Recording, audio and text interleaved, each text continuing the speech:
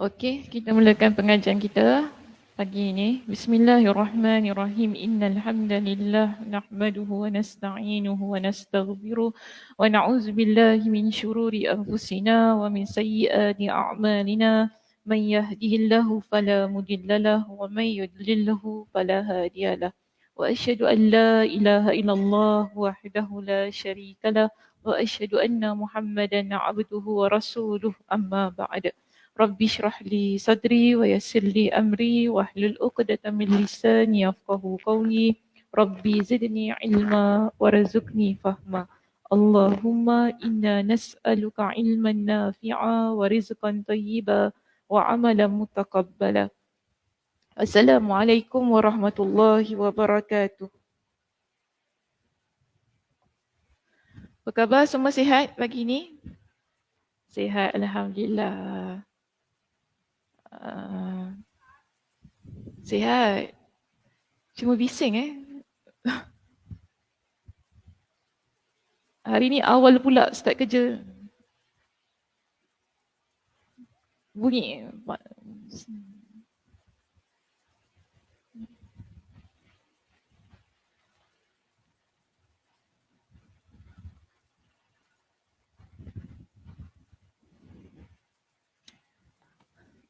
Okey, kita mulakan pengajian hari ini nak baca. Hari ini muka surat ke berapa hari ni?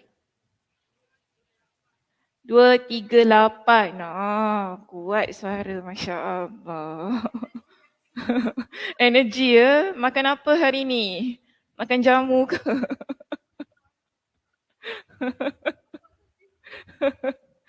Ada makan jamu ke hari ni? Kuat betul hari ni. 238. Okey, 238. Baik, alhamdulillah hari ini kita akan masuk perbincangan yang baru di bab kita yang ke-36. Kita ada satu topik di sini bertajuk membaca Al-Quran setelah berhadath dan lainnya. Babu qiraatil Qur'ani ba'dal hadathi wa ghairihi. Wa qala Mansurun an Ibrahim la ba'sa bil qiraati fil hammami wa yaktubu risalata ala ghairi wudu'in. Wa qala Hammadun an Ibrahim in kana alaihim idharun fasallim wa illa fala tusallim. Dan Mansur dari Ibrahim berkata, tidak mengapa membaca Al-Quran di kamar mandi, iaitu di tandas, dan menulis surat dalam keadaan tidak berwuduk. Dan Hammad dari Ibrahim berkata, apabila mereka memakai sarung, itu memakai pakaian, maka ucapkanlah salam, dan apabila tidak, maka jangan ucapkan salam. Macam mana? Hari ni Kak Som tak ada? Kenapa dia? Tak sihat? Tak dengar lah tak apa. Apa dia? Tak sihat ke apa? Sibuk? Oh, sibuk. Wah, saya ingat. Okey, saya ingat dah kenapa dia sibuk. Okey, baik. Kita lihat dia begini. Di sini ada ada beberapa isu yang disebutkan. Ini belum masuk hadis Nabi ya. Dia baru tentang athar, iaitu pendapat daripada ulama yang dimuatkan oleh Imam Al-Bukhari bagi menjelaskan tentang tajuk babnya.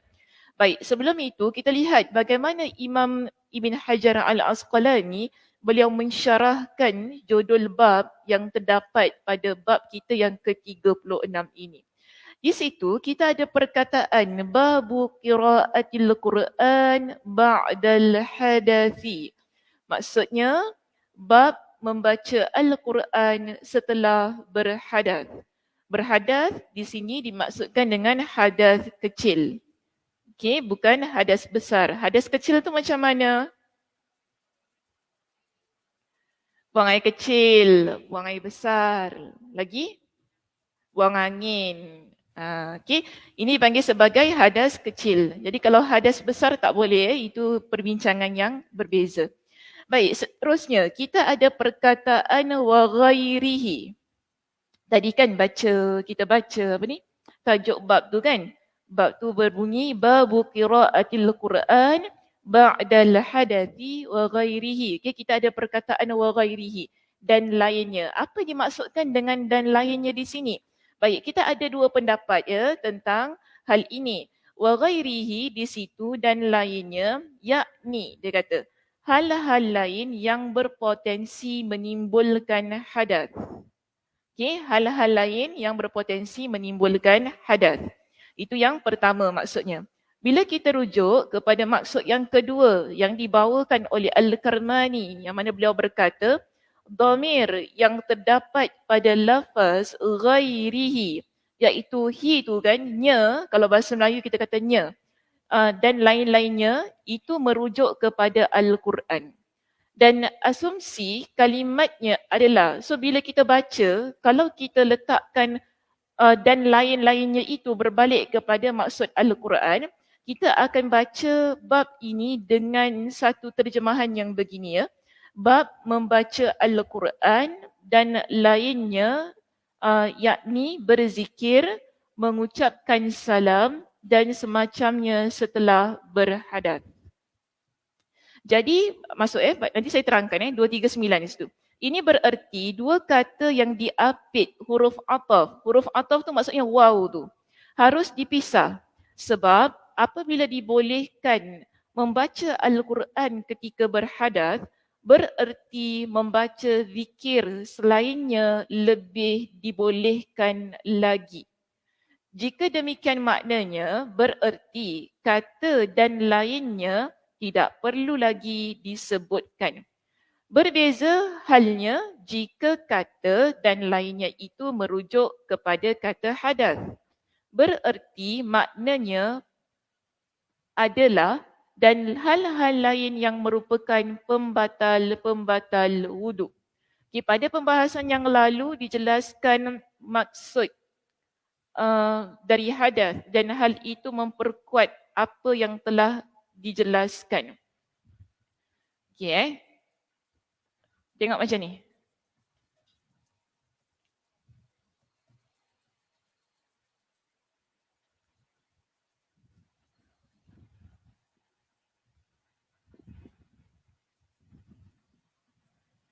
Kita ada perkataan wa ghairihi kan tadi kat dalam bab tu kan. Sekarang isu dia, ini maksud dan lain-lain Dan lain-lain ini kita nak faham macam mana. Apa benda yang lain-lain tu? Sekarang kita ada dua pendapat. Okey. Sekejap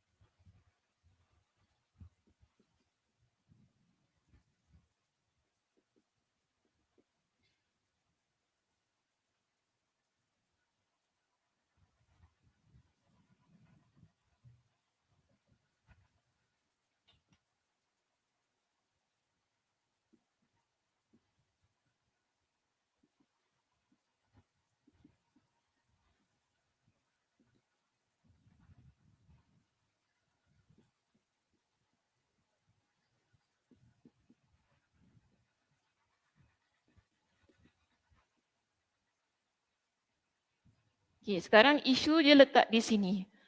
Bab membaca Al-Quran selepas berlakunya hadas dan lain-lain perkara. Sekarang yang dan lain-lain perkara ini kita nak maksudkan dengan apa?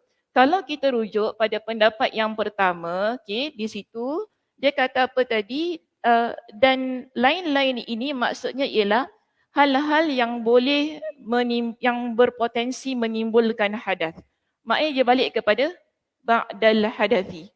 Okey, hal-hal yang berpotensi menimbulkan hadas ataupun boleh menjadi punca kita ni berada dalam keadaan hadas.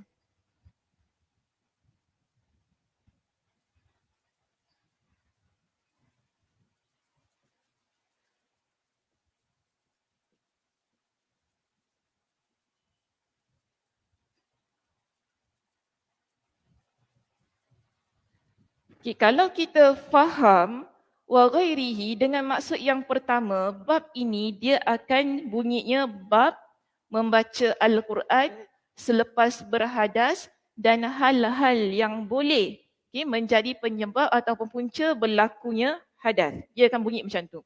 Tapi kalau kita ambil kepada pendapat yang kedua, pendapat yang kedua sebagaimana pendapat Al-Kirmani itu tadi, kan? Dia kata apa?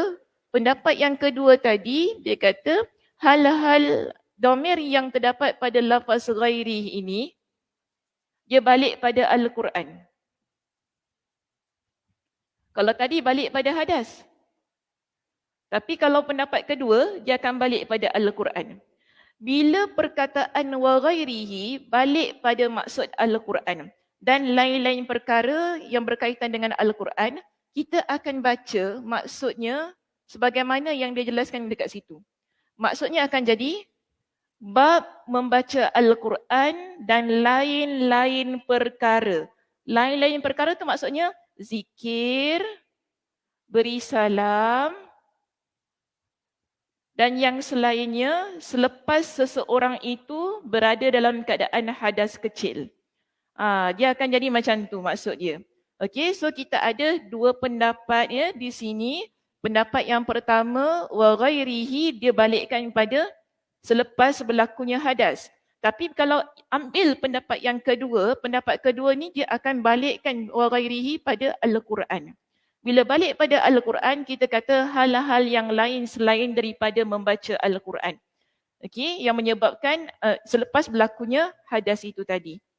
Itu dimaksudkan dengan perbincangan pada perbahasan kita yang perkataan wa ghairihi ni. Okey, boleh faham tak? Ada kekeliruan? Semua okey? Semua okey di belakang, semua okey? Okey ya. Cik saya kenapa tarik cermin mata nak tanya?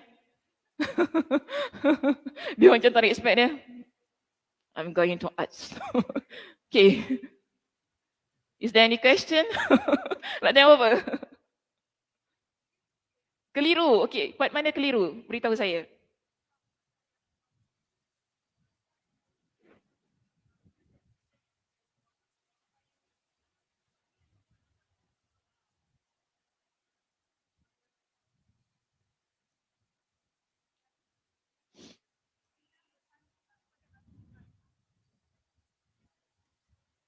Sekali lagi. Tak dengar. Ya, macam mana? Uh-uh. Uh-uh. Uh-uh. Uh-uh. Uh-uh. Mm-mm. Dia balik pada Al-Quran. Okey. Uh-uh. Uh-uh. Oh, title dia dah cantik dah. Kenapa mesti nombor 2 tu ada? Okay. Faham. Itulah kata discussion. Kalau tak berfikir. Oh, itu je ya. Tak apa. Tak jadi isu pun. Biasalah buku kan. Dia mesti ada. Ulama' dahulu biasalah. Mereka ni akan ada je isu yang mereka timbulkan. Benda simple je nampak tak simple. Tapi tak apa, kita bincang saja. So jangan keliru sangat Cik Zai. Kalau Cik Zai rasa yang pertama tu yang paling tepat, pegang je yang pertama. Tapi saya rasa yang pertama lah. Yang pertama tu paling mudah lah kan. Okay. Yang kedua pun boleh juga, tak ada masalah. Sebab nanti kita akan bincangkan beberapa isu dalam asar-asar yang dikemukakan. Okey, baik. Seterusnya kita pergi kepada perkataan. Waqala Mansur, dan Mansur berkata, siapa Mansur di sini? Mansur ialah Ibrahim bin Al-Mu'tamir. Kemudian kita ada perkataan Ani Ibrahim. Okey, Ani Ibrahim ni pula siapa? Di situ dia kata Ibrahim di sini ialah Ibrahim An-Nakhai. Athar ini memiliki sanad yang bersambung dari Sa'id bin Mansur, dari Abu Awanah, dari Mansur dengan matan yang sama. Okay, jadi first riwayat daripada Abu Awanah. Seterusnya, riwayat ini juga ada periwayatan lain daripada Abdul Razak, dari Al-Thawri, dari Mansur. Dia berkata, aku pernah bertanya kepada Ibrahim tentang membaca Al-Quran di kamar mandi, iaitu di tandas. Dia menjawab, tempat itu tidak dibangun untuk membaca Al-Quran. Jadi ada ni siapa ni? Mansur dia tanya kepada Ibrahim An-Nakhai, yang mana macam mana kita ni boleh tak baca Al-Quran dalam tandas? Jadi Ibrahim An-Nakhai kata tempat tandas ni dia bukan tempat untuk kita baca Al-Quran. Dia jawab begitu saja. Baik, menurut saya, saya di sini balik kepada Imam Ibn Hajar Al-Asqalani. Pernyataan tersebut tidak bertentangan dengan apa yang diriwayatkan oleh Abu Awana. Abu Awana diriwayatkan yang tadilah, la ba'sa bil qiraati fil hammam. Tak mengapa membaca di kamar mandi. Jadi menurut Imam Ibn Hajar, pendapat Ibrahim An-Nakhai tadi dia tidak bertentangan dengan pendapat Abu Awana. Sebab dia kata asar yang diriwayatkan oleh Abu Awana menjelaskan bolehnya membaca Al-Quran di dalam tandas secara mutlak. Bahkan hal ini juga diriwayatkan oleh Sa'id bin Mansur dari Muhammad bin Abbad, dari Hamad bin Abu Sulaiman. Dia berkata, aku pernah bertanya kepada Ibrahim tentang membaca Al-Quran di dalam tandas. Kemudian dia menjawab hukumnya makruh. Jadi dia kata hukum membaca Al-Quran dalam tandas adalah makruh. Sanad yang pertama lebih kuat.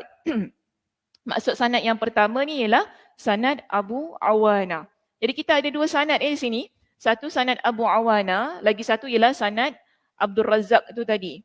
Jadi antara sanad Abu Awana dengan sanad Abdul Razak, sanad Abu Awana lebih kuat dilihat dalam perbincangan ini. Baik, seterusnya. Ibnul Munzir meriwayatkan dari Ali. Dia berkata, seburuk-buruk bangunan adalah tandas, kerana di dalamnya rasa malu dicabut dan ayat-ayat Al-Quran tidak boleh dibaca. Riwayat ini tidak menunjukkan hukum makruh membaca Al-Quran di dalam tandas. Okey, riwayat tadi dia kata seburuk-buruk bangunan mana tadi? Tandas.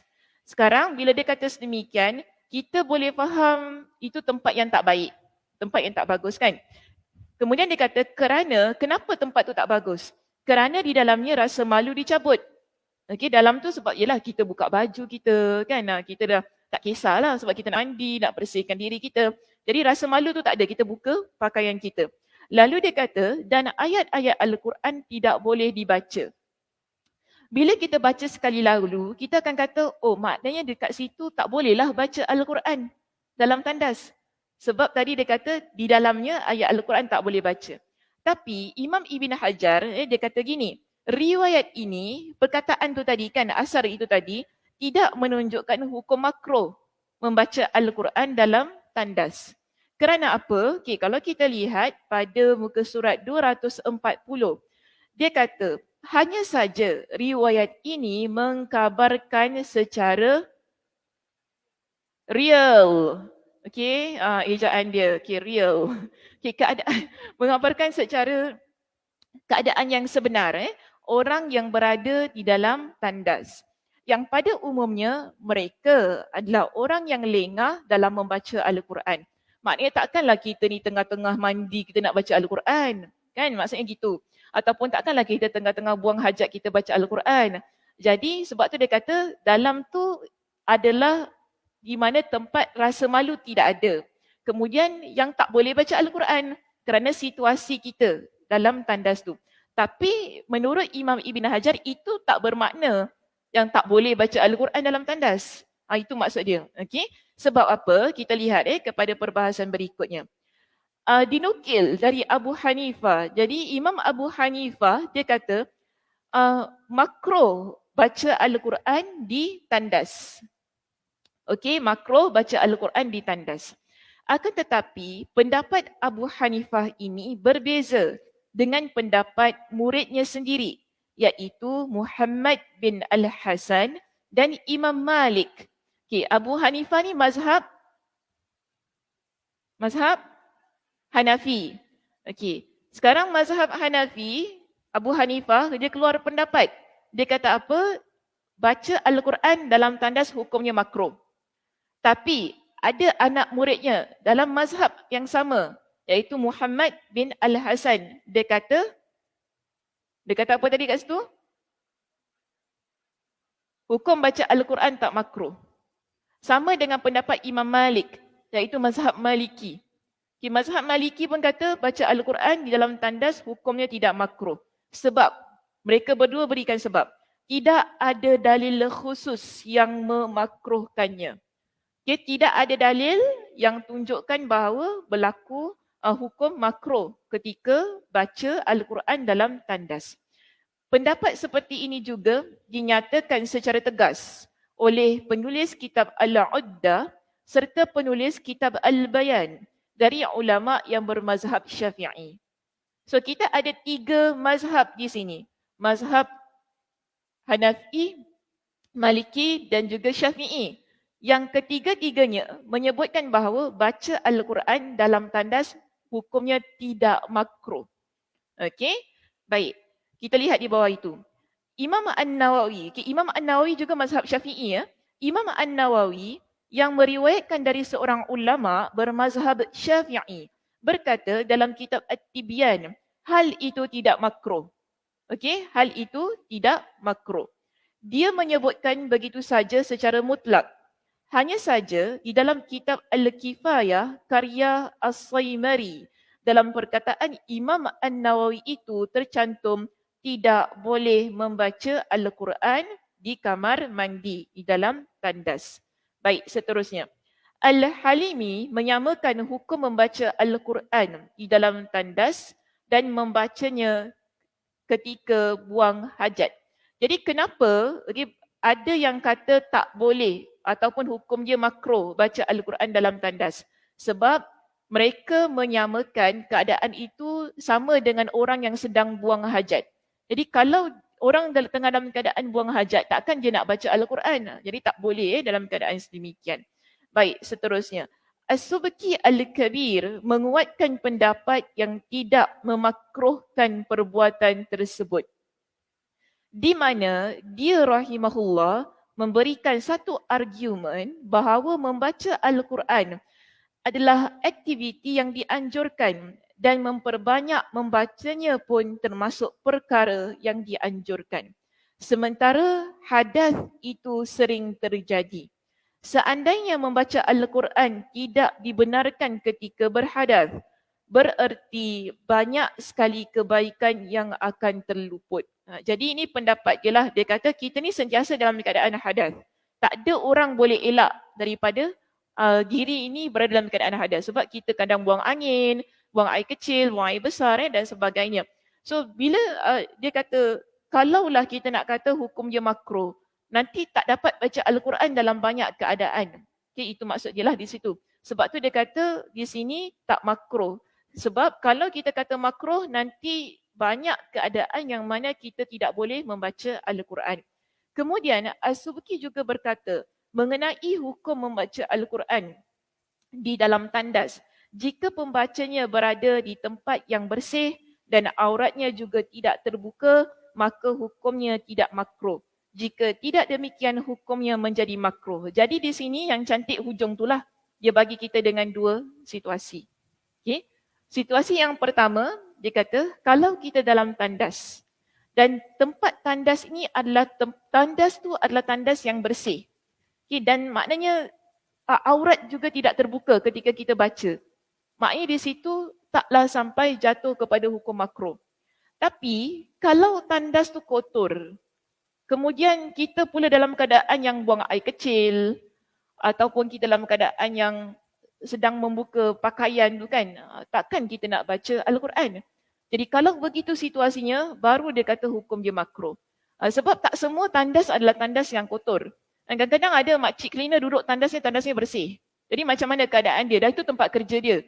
So kita nak kata, cik tak boleh baca Quran kat sini. Habis cik tak boleh baca Quran lah. Tak boleh cik, sampai bila-bila cik tak boleh baca Quran. Dah hidup dia 24 tahun kerja cleaner kat situ kan. Habis nak cakap, kadang-kadang dia tak ada kerja, dia duduk tepi situ, one corner, tempatnya bersih. Takkan kita nak kata dia tak boleh baca Quran? So ada tempat, contoh, kalau pergi dekat tandas wanita, Masjid Yusof Ishak tu, ada satu corner tempat cermin tu bersih kan? Betul tak? Tapi tu area tandas kan? Kalau dekat situ boleh baca Quran? Boleh lah. Sebab keadaan dia bersih. Unless kalau kita pergi public toilet yang memang kotor tu kan. Itu memang itu masuk buka pintu tu lari kan. Kalau macam gitu tempat dia. Memang kita kata makro lah tiba-tiba nak baca Al-Quran kat tempat semikian. Dengan kata lain, kita lihat begini ya. Pembacaan Al-Quran di dalam tandas itu, dia lihat pada situasi. Takkanlah kita nak baca Al-Quran pada situasi-situasi yang memang tak boleh kita baca tapi kita nak baca juga. Contohnya sedang buang air kecil. Kan? Itu dalam tandas ya. Takkanlah tiba-tiba tengah-tengah buang air kecil, tiba-tiba Bismillahirrahmanirrahim, Alif Lam Mim. Ini memang masalah. Memang masalah kan kalau tiba-tiba macam tu kan. Tapi kita lihat memang tak masuk akal kalau berlaku pembacaan Al-Quran dalam situasi yang sedemikian. Jadi di sini kita lihat baca Al-Quran tu tadi kan dalam tandas, ia berlaku mungkin dekat satu tempat yang mana di hujung lah tempatnya bersih. Memang toiletnya, Masya Allah lah, toilet dah macam boleh baring tempat dia kan. Memang toiletnya macam gitu, kita nak kata tak boleh, memang tak boleh lah. Okay? Sebab itu ada di kalangan ulama kata hukumnya tidak makruh jika situasinya sedemikian. So kita bagi macam ini ya. Ada beberapa pendapat ulama, saya pecahkan macam ini. Jadi lebih nampak perbincangannya. Sekarang tadi keseluruhan bacaan kita bincangkan hukum baca Al-Quran dalam tandas. Atau dalam buku kata apa? Kamar mandi. Okey. Kamar mandinya gimana? Baik. Bersih enggak? Bersih. Gimana bersihnya? Bersih selalu gitu jadinya kan. So kita lihat macam ini. Ada dua situasi. Baca Al-Quran dalam tandas.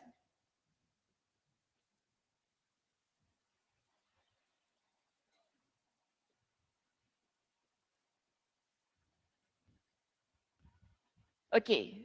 Kita ambil satu kata hukum makruh. Siapa kata hukum makruh tadi?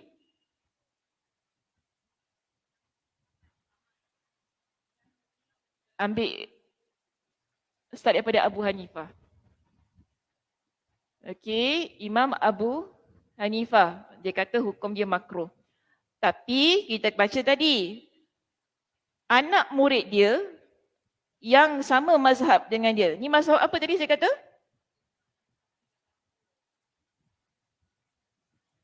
Mazhab Hanafi. Okay. Tidak makruh. Datang juga daripada pendapat mazhab Imam Hanafi. Okey, anak murid dia sendiri. Siapa nama anak murid dia? Muhammad bin Al-Hasan. Saya letak Muhammad je lah Okey, senang. Ini sama mazhab. Saya letak H maknanya Hanafi. Kemudian Imam Malik kan. Okey. Imam Malik pun kata tak makruh. M maksudnya Imam Malik. Dan pendapat yang kata tidak makruh ini disokong dengan pendapat-pendapat daripada mazhab Imam Asy-Syafi'i. Okay, di situ ada banyak contohnya. Kita ambil di situ Imam An-Nawawi sendiri.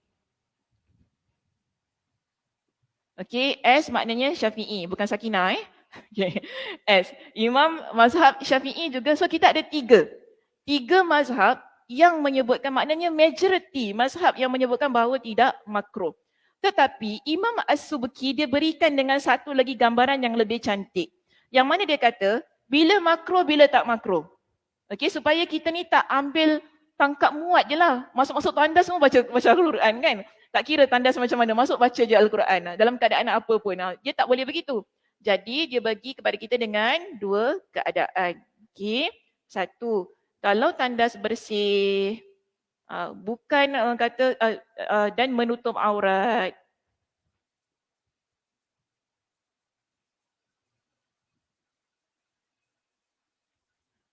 Barulah hukumnya tidak makruh.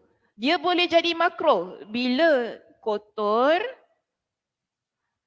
tak menutup aurat. Maknanya dalam keadaan kita buang hajat.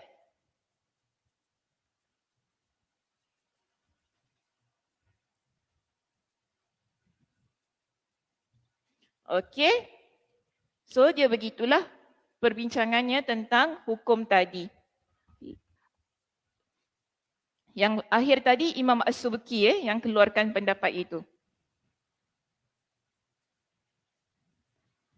Okey, boleh faham? Ada apa lagi nak tanya? Cik saya nak tanya Kak Zaidah.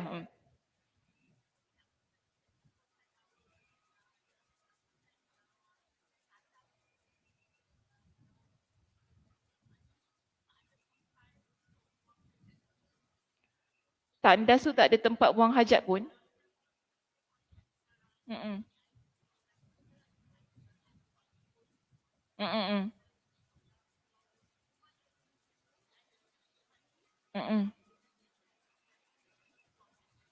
Oh, maknanya tempat buang hajat dengan tempat mandi dia pisahkan lah. Jadi kalau tempat shower tu saja boleh. Kalau tempat jamban tu tak boleh. Betul tak bahasa saya? Macam gitu. Bolehlah, yang penting ikut macam mana keadaan dia. Sebab situasinya berbeza-beza. Ikut kepada keadaan tandas tu macam mana. Kan? Dia pisah ke tak pisah. Kalaupun dia tak pisah, tapi tempat dia bersih. Tempat dia bersih yang mana memang orang tu dia tak ada tempat lain. Memang itulah tempat dia. Macam tadi saya katakan, contoh makcik cleaner kan. Memang kadang-kadang dia ada satu one corner tempat dia berehat. Dekat situ. Mm-mm. Mm-mm. Tapi dia dalam kawasan tandas. Ah, sebab tu saya kata tadi, kita lihat kepada keadaan dan situasi tempat tu macam mana. So kalau tempat dia memang jauh, berada betul-betul dekat ujung, tepi, bukan pada dalam tandas itu sendiri, yang mana dia memang dalam satu kawasan tandas, maka tempat tersebut tak makruh lah untuk kita baca. Tapi kalau tempat dia kotor, tempat dia memang dalam keadaan memang untuk buang hajat tadi kan, barulah kita kata ianya makruh.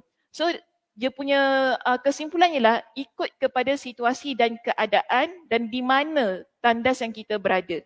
Dan keadaan kita pula bagaimana. Kita pun kena agak-agak lah ya, kalau kita memang tak perlu untuk baca Al-Quran dekat situ, tak bolehlah kita baca. Ini sengaja dibahaskan, dibincangkan kerana kemungkinan di sana ada situasi-situasi yang menyebabkan kita perlu baca ke apa kan. Kok-kok lah tiba-tiba ada orang tersampuk kat situ kan. Kita tak tahu kan. Ada orang tersampuk. Tak boleh buat apa kat situ juga nak kena bacakan dia. Takkan kita, tak boleh, saya tak boleh baca Quran sebab ni dalam tandas. Tak boleh juga nak cakap sedemikian. Sebab situasi budak tu memang dia dah meronta, dah tak boleh buat apa kan.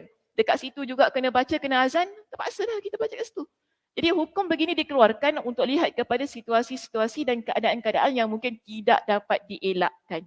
Tapi kalau kita dapat elakkan, yang kita tak perlu pun nak baca dalam tandas tu kan, tak perlulah. Tak perlu untuk kita buat sedemikian. Okey, baik. Seterusnya, kita lihat di sini. Selesai bincang tentang hukum tadi. Baik, kita ada perkataan wa yaktubur risalata. Okey, maksudnya dan menulis surat. Jadi apa kena mengena menulis surat ni dengan topik kita di sini? Baik, terus masuk muka surat 241, lihat pada perenggan yang ketiga saya rasa di situ. Kedua. Dari sini. Saya nak baca perenggan itu. Perenggan yang atas tu tak apa, tinggalkan saja. Okay. Dari sini jelaslah bahawa perkataan Al-Bukhari dalam keadaan tidak berwuduk di atas berkaitan dengan menulis surat, bukan berkaitan dengan membaca Al-Quran di kamar mandi. Okay, jadi mak di sini yang nak dijelaskan dekat sini bukan tak ada kena mengena dengan baca Al-Quran dalam tandas lagi. So kita nak bincang tentang isu yang lain, iaitu apa dia keadaan orang yang menulis surat. Adakah ketika dia nak tulis surat tu dia perlu ada wuduk? Okay, perlu ada wuduk tak Kak Dewi? Di sini isunya ialah sebab apa? Bila orang, ialah pada zaman Nabi semua kan, bila tulis surat dia mesti ada ayat Al-Quran. Contoh Bismillahirrahmanirrahim. Jadi macam mana keadaan orang yang menulis ayat Al-Quran ni? Ataupun surat lah tadi, surat yang dimulakan dengan ayat Al-Quran kan. Jadi dijelaskan begini ya. Manakala biasanya di dalam surat diawali dengan tulisan Bismillah, maka si penanya mengira bahawa hal itu dimakruhkan jika tidak dalam keadaan berwuduk. Jadi ada orang, dia ingat ataupun dia rasa bila nak tulis surat yang depannya ada Bismillah tu kan, sebab ini ayat Al-Quran. Dia kata kalau tak ada wuduk nanti hukumnya makruh. Itu. Namun di sini dikata akan tetapi mungkin juga dikatakan bahawa si penulis surat tidak bermaksud membaca kalimah Bismillah sehingga hukumnya tidak dapat disamakan seperti membaca Al-Quran. Jadi kesimpulannya tentang menulis surat yang ada Bismillah ni kan, hukumnya tak makruh sebab dia tak sama dengan situasi orang yang membaca Al-Quran. Okey, baik. Seterusnya kita ada perkataan waqala Hammad. Hammad di sini siapa? Kita jelaskan. Hammad bin Abu Sulaiman, seorang ahli fikih dari Kufah. An Ibrahim, dari Ibrahim. Ibrahim sekali lagi di sini adalah Ibrahim An-Nakhai. Kita juga ada perkataan inkana alaihim, apabila mereka memakai. Maksudnya orang-orang yang berada di dalam tandas tadi, okay, mereka pakai apa? Pakai sarung. Maksudnya kita panggil di sini ada pakaian pada diri mereka. Jadi izar, perkataan izar sarung, ini menunjukkan makna jenis. Artinya orang yang ada dalam tandas tadi, masing-masing dari mereka memakai kain sarung. Athar ini dicantumkan sanadnya secara mausul oleh Al-Thawri dalam kitabnya Al-Jami'. Okey, maksud dekat sini dia kata, kita lihat perenggan yang akhir di situ. Boleh jadi Ibrahim melarang mereka sebab tadi soalannya diajukan kepada Ibrahim An-Nakhai. Jadi Ibrahim dia kata inkana alaihim idhar. Jika mereka pakai kain sarung boleh, tapi kalau tak boleh. Maksudnya di sini ialah beri salam. Okey, beri salam tadi. Kalau Ibrahim melarang mereka mengucapkan salam kepada orang yang berada dalam kondisi tidak memakai kain sarung untuk menghina mereka kerana telah berbuat bid'ah. Dia katalah macam itu kan. Itu penjelasan dia lah ya. Okey, atau kerana hal itu memberi salam memaksa mereka untuk menjawabnya. Padahal ucapan salam itu termasuk zikir kepada Allah. Jadi kalau kita nampak orang tu dia tak berpakaian. Okay, dia tak berpakaian. Mungkin separuh je lah pakai kain sarung, baju tak pakai ke apa. Ataupun memang separuh lah gitu kan. So Ibrahim An-Nakhai kata untuk yang begini kita tak payah beri salam pada dia lah kalau kita nampak dia. Sebab nanti dia kena jawab. Bila dia jawab tu di situ pada jawapan salam adanya kalimat Allah.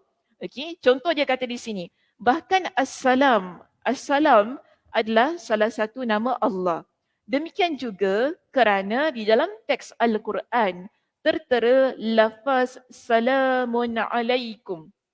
Jadi bila ada salamun alaikum dalam Al-Quran, kita lihat ia sebagai ayat antara salah satu salam yang terdapat ataupun yang diajarkan dalam Al-Quranul Karim. Jadi dia kata keadaan itu kalau kita beri salam kepada dia, dia kena jawab. Padahal dia dalam keadaan yang tak sempurna penutupan aurat itu tadi. Baik, sedangkan orang yang tidak mengenakan pakaian, keadaannya sama seperti orang yang sedang berada dalam tandas. Berdasarkan keterangan ini dapat difahami korelasi ataupun kaitan antara athar di atas dengan judul bab.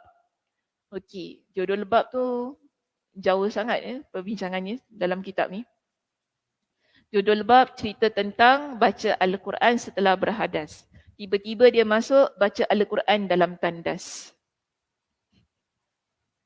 Jauh, okey. Jauh sangat.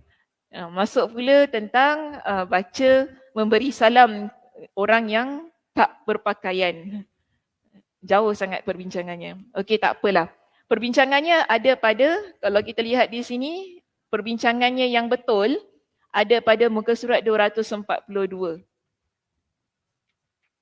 Okey, di situ.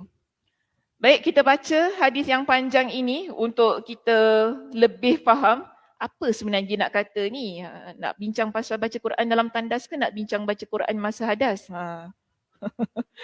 Pusing-pusing. Saya tak pusing bukan saya pusing jangan marah. Nanti kata, Ustaz Sakinah ni pusing-pusing. Tak, bukan saya pusing. Kita baca buku. Okay? Kitab tu terangkan begitu, kita raikanlah perbincangannya. Tapi bagus jugalah kan. Ada perkara yang kita tak tahu. Kemudian hari ini kita pun terfikir, oh ada rupanya hukum tentang baca Al-Quran dalam tandas tu. Okey, baik. Rupanya perbincangannya yang sebenar terdapat pada hadis yang berikutnya di sini. Iaitu hadis kita yang lebih panjang, lebih banyak. Okey, tak apa, saya baca pelan-pelan sila ikuti pembacaan hadisnya. Hadis nombor 183 di muka surat 242. Qala al-Imam Al-Bukhari rahimahullah. Imam Al-Bukhari rahimahullah dia berkata, Haddathana Ismail qala haddathani Malikun an Makhramah bin Sulaimana an Quraib maula bin Abbasin anna Abdullah bin Abbasin akhbarahu annahu bata laylatan inda Maimunata zawjin Nabi sallallahu alaihi wasallam wa hiya khalatuhu. Okey, berhenti situ, baca sikit terjemahannya. Ismail meriwayatkan kepada kami, dia berkata, Malik meriwayatkan kepadaku, dia berkata, dari Makhramah bin Sulaiman, dari Quraib Maula Ibn Abbas. Bahawasanya Abdullah bin Abbas telah mengkabarkan kepadanya, bahawasanya pada satu malam, dia menginap, maknanya dia tidur, dia bermalam di rumah Maimunah, isteri Nabi SAW, dan isteri Nabi ini adalah makciknya. Okey. Terus masuk bahasa Arabnya semula. Fattaja'tu fi ardil wisadati wa taja'a Rasulullah sallallahu alaihi wasallam wa ahluhu fi tuliha. Fanama Rasulullah sallallahu alaihi wasallam hatta idza intasafa al-lailu aw qablahu biqalilin أو بعده بقليل استيقظ رسول الله صلى الله عليه وسلم. Okey, berhenti situ, baca sedikit terjemahannya. Lalu aku tidur dengan posisi melintang pada bantal, sementara baginda dan isteri baginda tidur dalam posisi yang membujur. Kemudian Rasulullah SAW pun tidur. Di tengah malam atau beberapa saat sebelumnya atau beberapa saat setelahnya, Rasulullah SAW terjaga Rasulullah SAW terjaga sampai situ tadi saya baca. Okey, bahasa Arabnya fajalasa yamsahun nauma an wajhihi biyadihi. Lalu bila Nabi terjaga tadi, lalu baginda duduk dan mengusap rasa kantuk dari wajahnya dengan tangannya. Thumma qara'a al-ashra al-ayatil khawatima min surati Ali Imran. Kemudian baginda membaca 10 ayat terakhir dari surah Ali Imran. Thumma qama ila shannin mu'allaqatin fatawadda'a minha fa ahsana wudu'ah. Lalu berdiri mendekati sebuah tempat air yang tergantung. Beliau berwuduk dengan sempurna. Thumma qama yusalli. Kemudian berdiri untuk mengerjakan solat. Qala Ibnu Abbas fakumtu fasana'tu mithla ma sana'a thumma zahabtu fakumtu ila janbi فوضع يده اليمنى على رأسي وأخذ بأذني اليمنى يفتلها فصلى ركعتين ثم ركعتين ثم ركعتين ثم ركعتين ثم ركعتين ثم ركعتين ثم أوتر ثم ارتجع حتى أتاه المؤذن فقام فصلى ركعتين خفيفتين ثم خرج فصلى الصبح. Okey, maknanya. Kemudian Ibn Abbas berkata, lalu aku pun ikut bangun dan melakukan seperti apa yang baginda lakukan. Kemudian aku pun pergi menghampiri dan berdiri di samping beliau. Lantas beliau meletakkan tangan kanannya di kepalaku. Lalu beliau memegang dan menjewer. Maksudnya pegang telinga Okey, pegang telinga ni. Menjewer maksud gitu, pegang telinga kananku. Kemudian beliau solat 2 rakaat, 2 rakaat, 2 rakaat, 2 rakaat, 2 rakaat, 2 rakaat. Lalu solat witir. Setelah itu beliau berbaring hingga muazzin mendatangi beliau. Kemudian beliau bangun dan mengerjakan solat 2 rakaat yang ringan. Lalu baginda keluar untuk mengerjakan solat subuh. Okey, syarah hadis di sini. Lihat terus muka surat 244 pada perenggan yang ketiga. Okey, saya akan terus masuk pada perenggan yang ketiga di situ. Dalam hadis yang panjang ini kita ada perkataan yamsahun nauma, mengusap rasa ngantuk. Maksudnya yakni mengusap kedua mata dengan tangan. Macam mana Kak Zaidah? Macam gitu. Bukan gini. Gini. Oh gini tak boleh.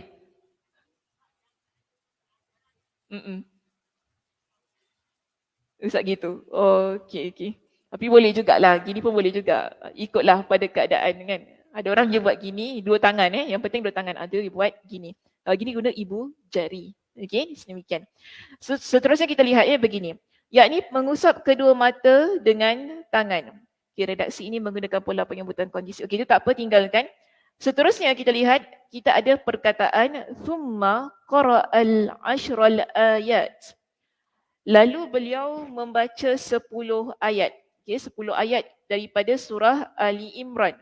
Yakni yang diawali dari ayat Inna fi khalqis samawati wal ardi hingga akhir surah Ali Imran. Iaitu ayat 109 hingga ayat 200. Ibn Battal dan orang-orang yang sependapat dengannya mengatakan, bila kita baca hadis ni kan, hadis ini dia jadi dalil untuk membantah orang yang berpendapat bahawa membaca Al-Quran tanpa bersuci hukumnya makruh.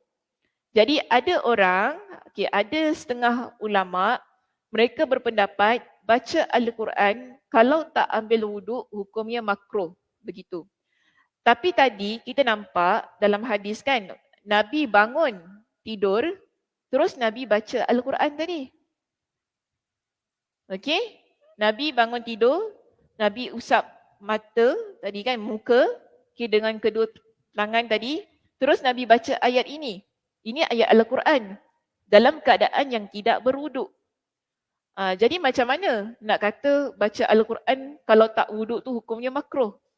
Sebab dengan jelas kita nampak di sini Nabi baca Al-Quran. Bukan satu ayat, tapi 10.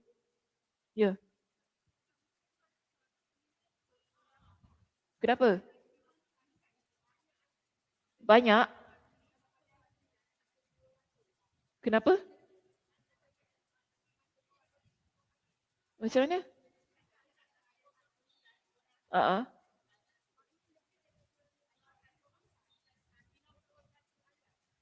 Silap type lah kat situ. Cakap je silap type. Jangan buat saya keliru. Beritahu je, salah, ayat je salah, okey. Jangan buat saya keliru.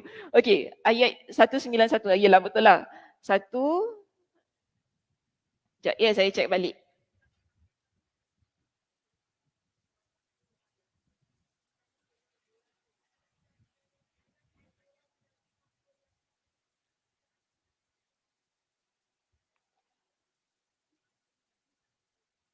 Nak ambil daripada ayat 191 lah kan? Ke 190 tu sebenarnya? Saya rasa 190 tu. Dia silap tu.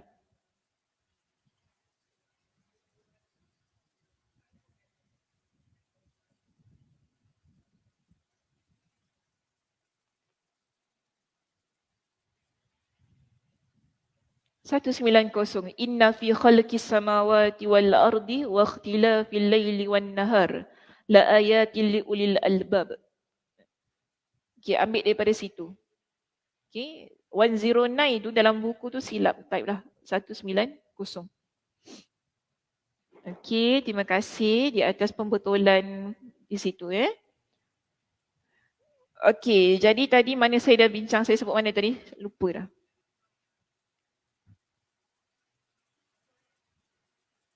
Baik, ini merupakan dalil yang membantah orang-orang yang berpendapat bahawa membaca Al-Quran tanpa bersuci hukumnya makruh.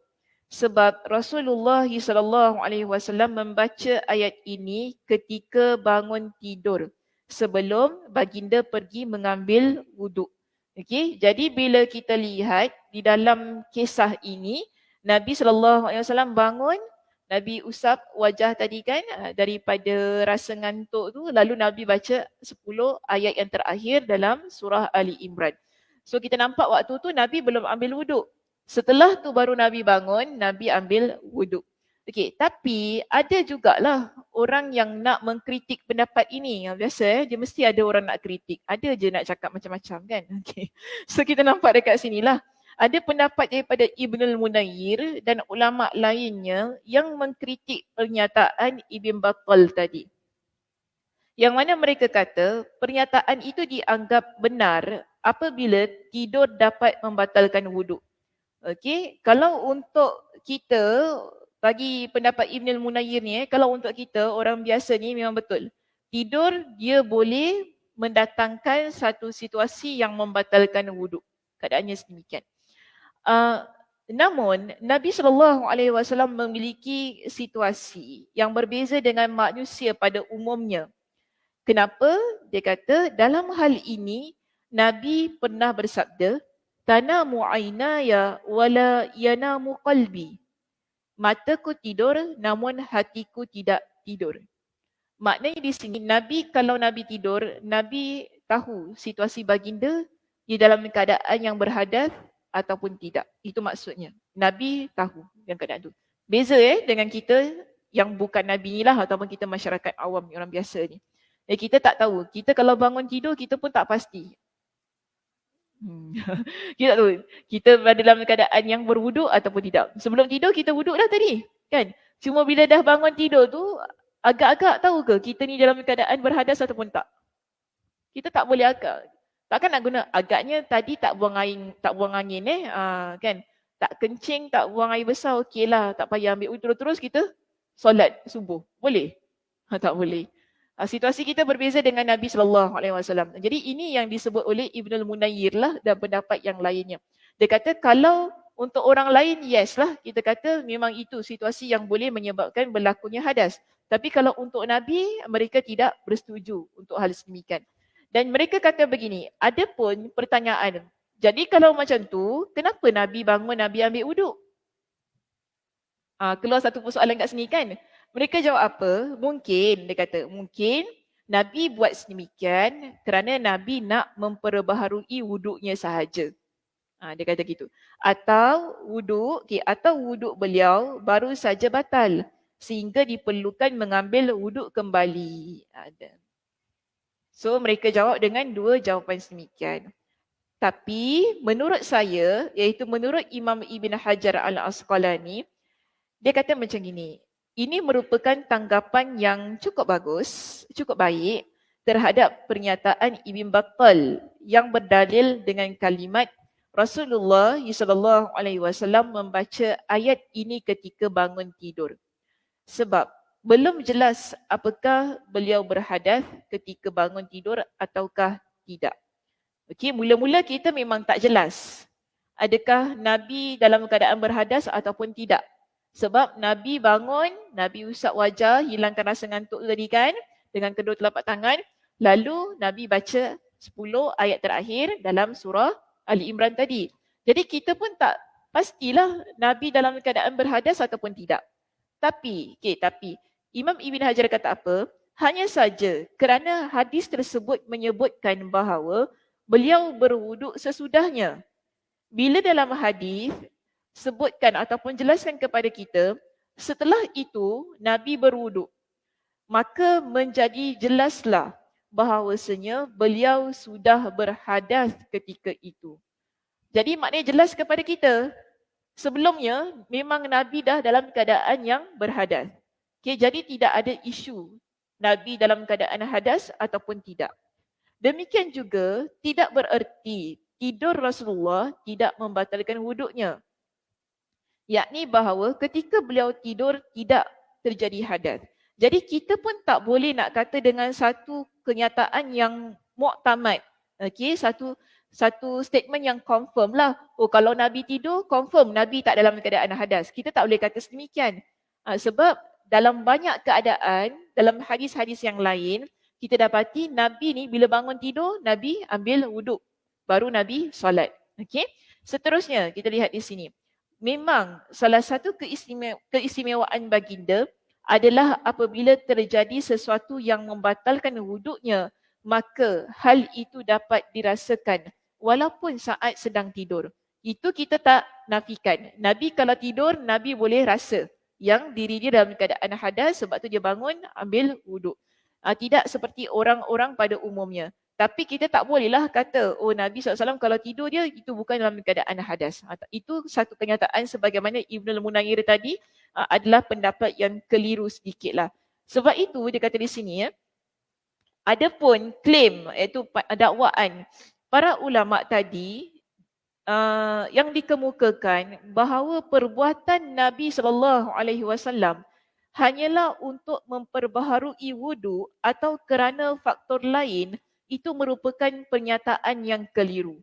Jadi jawapan yang dua tadi kan dekat atas tu kan. Bagi Imam Ibn Hajar yang dia kata Nabi cuma nak perbaharui wudu ataupun Nabi baru dalam keadaan hadas. Dia jawab macam tu kan. Jadi dia kata itu adalah pernyataan yang keliru. Sebab pada asalnya seseorang memang akan berwuduk ketika wuduknya sudah batal. Dalam hal ini, Al-Ismaili telah lebih dulu menyatakan pendapat seperti yang disebutkan oleh Ibn al-Munayir dan para ulama tersebut. So, kalau kita nak lihat kaitan yang kuat antara hadis nombor berapa tadi ni? 183 dengan tajuk bab kita di sini, Imam Ibn Hajar dia kata apa? Dia lihat daripada sudut yang macam ni. Korelasi yang paling kuat antara hadis dan judul bab adalah dari sisi bahawa tidur satu katil bersama isteri pasti tidak luput dari menyentuhnya. Dia nampak situasinya begitu. Okey, bila Nabi dalam hadis ni tunjukkan tadi Ibn Abbas dia ceritakan, bila Nabi tidur satu katil dengan isteri. Okey, seranjang dengan isterinya. Bila dalam keadaan sedemikian, mungkin di situ berlaku sentuhan, pelukan dan sebagainya lah yang menyebabkan boleh terjadinya seseorang itu boleh berada dalam keadaan yang hadas. Kita kata sedemikian. Dan dia lihat di sini atau itu pertama tidur sekatil dengan isteri boleh menyebabkan seseorang berada dalam keadaan hadas kerana menyentuh isteri itu tadi. Itu pertama. Yang kedua, atau korelasi tersebut juga diambil dari perkataan Ibn Abbas. Lalu aku pun melakukan apa yang beliau lakukan. Apa maksudnya?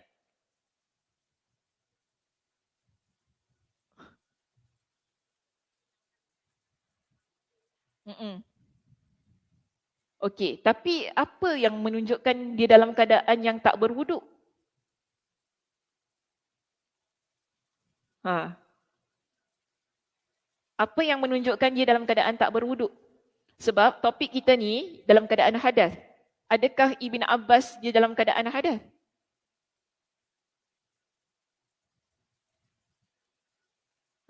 Macam mana? Sekarang ni Ibn Abbas dia tak tidur tau. Dia tengok je. Dia tak tidur. So dia tengok je apa yang Nabi buat. So kita nak kata dia dalam keadaan yang berhadas ataupun tidak. Mungkin dia sebelum tu dia dalam keadaan yang berhadas. Dalam situasi yang mana dia tak tidur, kemudian dia tidur ayam lah ataupun dia tidur ayam kan. Tidur baring buka mata, tidur baring buka mata. Bila dia bangun tu dia nampak semua apa yang Nabi lakukan. Cara Nabi tidur pun dia tahu kan, tadi dia terangkan kan, macam mana Nabi tidur dalam keadaan yang membujur, baring di atas katil. Dia nampak situasi itu dengan jelas. Jadi Ibn Abbas ini dia dalam keadaan yang berjaga, dia tak tidur. So kita lihatlah, kalau orang dia tak tidur, dia lebih-lebih lagi dalam potensi ataupun dalam situasi yang ada situasi dalam keadaan yang berhadas.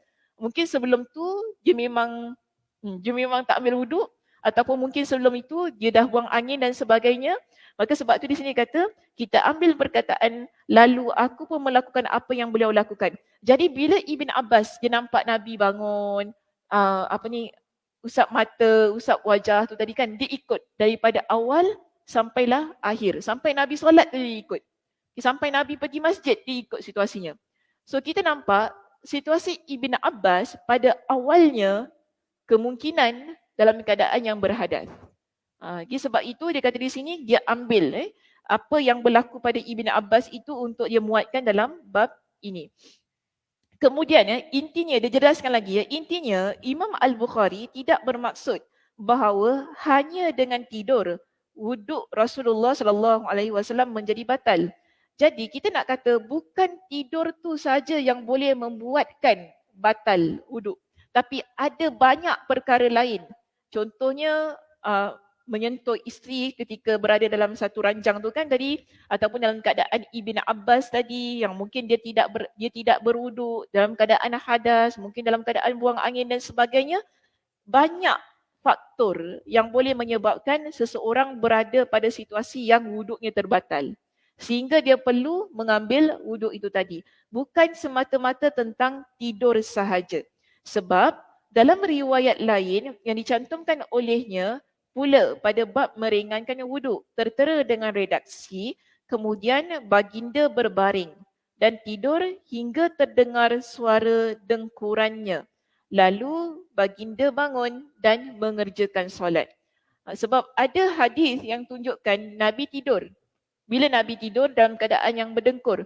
Tapi kemudian Nabi terus bangun, Nabi solat. Nabi tak ambil wuduk. Untuk tunjukkan kepada kita, tidur bukan satu-satunya sebab yang boleh menyebabkan seseorang itu dia berada dalam keadaan hadas. Okey? Baik, seterusnya kita selesaikan perbincangan hadis ini. Lihat muka surat 246, lihat pada perenggan yang kedua. Jadi menurut saya, itu menurut Imam Ibn Hajar Al-Asqalani, dia simpulkan hadis ini. Dapat diberikan kesimpulan bahawa makna hadas yang tercantum pada bab adalah hadas kecil. Okey, kita kata hadas ini adalah hadas kecil sebagaimana yang telah saya syaratkan sebelumnya.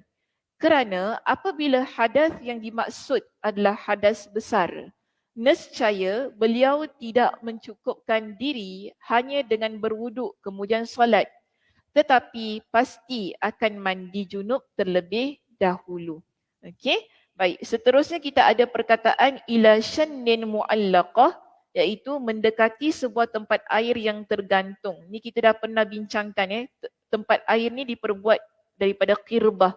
Qirbah tu maksudnya tempat air dari kulit. Okey, tak apa, tinggalkan. Yang kita ada perkataan faqumtu fasana'tu misla ma sana'a. Lalu aku pun ikut bangun dan melakukan seperti apa yang baginda lakukan. Perkara ini telah dijelaskan pada bab meringankan wuduk, maka silakan anda membaca kembali bab tersebut. Bagus. Adapun penjelasan lebih lanjutnya, hal itu akan dijelaskan pada kitab Witir. Kita dah pernah bincangkan tentang hadis ini di bab yang keberapa? Bab yang kelima. Okay, bab yang kelima, halaman yang ke-30. Jadi kita dah bincangkan hadis ni dengan panjang lebar lah, berkenaan dengan apa yang dilakukan oleh Ibn Abbas.